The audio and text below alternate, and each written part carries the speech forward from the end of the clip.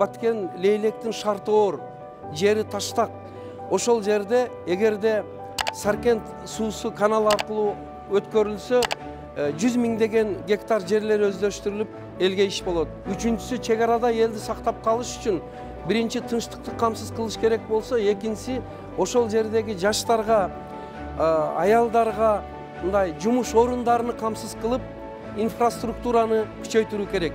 Мына ушул маселелерди, анан төртүнчүсү, мен билим берүү өкүлү болгондугум үчүн Кыргызстанда билим берүүнүн сапатыны жакшыртуу маселелерини айтайын деген. Манын ичинде өзгөчө мектептердеги окуу китептеринин, окуу каражаттарынын сапаты, анан стабилдүү туруктуулук маселеси.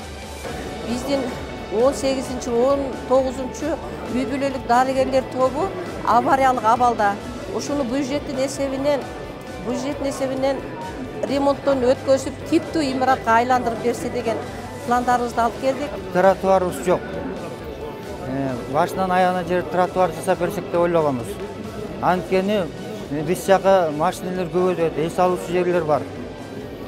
Ошон үчүн балдарыбыз жол менен эмес, тротуар менен келип окуса деп ойлогонбуз. Сильно насущная проблема – это школа. У нас школа построена в 1978 году, 1978. Она признавалась трижды аварийным, но по сей день дети наши учатся в этой школе. Школа находится действительно в аварийном состоянии. К нам приезжал сам замминистра образования, но в течение уже 10 лет нам обещают школу, но в течение 10 лет мы так и не видим эту школу. Мы надеемся, что в этот раз сверху нас услышат.